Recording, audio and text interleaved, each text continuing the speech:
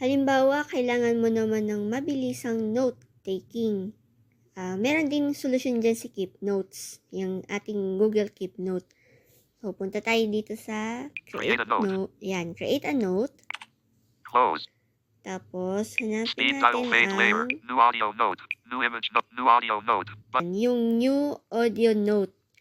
Okay, kwento ko muna sa inyo kung anong gagawin dito ha, kasi magko-conflict tayo sa mic. So, ang gagawin ko ito, pag dinouble tap ko kasi itong New Audio Note, tutunog siya nung parang kay, yung sound kapag nag-voice typing tayo. Tapos, sabihin mo na yung gusto mong sabihin. Pag huminto ka siguro, yan, hihinto din siya. Then, automatic, lalabas na yung recording tsaka yung mismong note mo. So, mag-record muna ako. Then, pakita ko sa inyo mamaya kung ano yung naging resulta. Title, edit box. So, eto na stop. Pag stop ng recording, magta-type na siya. Actually, same din to dun sa note dun sa text note na merong title tsaka body. Pero since nag-record lang tayo, diretso na sa body yung ating note. Kaya, pag nag-explore by touch tayo sa taas, yung title empty, tapos itong body. Sample audio note, edit box, editing. Yan, ito yung sinabi ko dun sa recording. Na meron na siyang transcript at the same time. Pero kung gusto nyo marinig yung sinabi ko doon sa recording, voice recording duration, ito yung voice recording. Play natin. Isa itong sample audio note.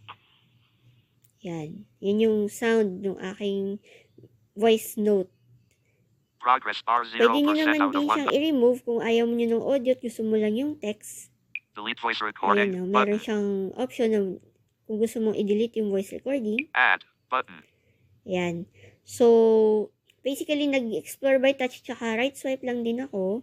Tapos, same options din to. Background option. Show formatting and action. Button. Navigate up. Action. Button. Yan. Same options din yan doon sa text note. Meron din akong keyboard na nakalabas dito. Capital U. Space. Ayan. Nakalabas din yung keyboard para in case na kailangan mong i-edit or may gusto kang idugtong dun sa note, pwede siya.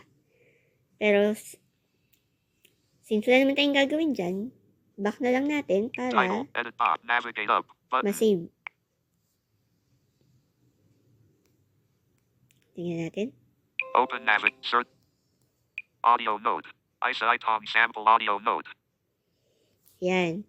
So, ganyan po gamitin naman ang audio note dito sa Google Keep.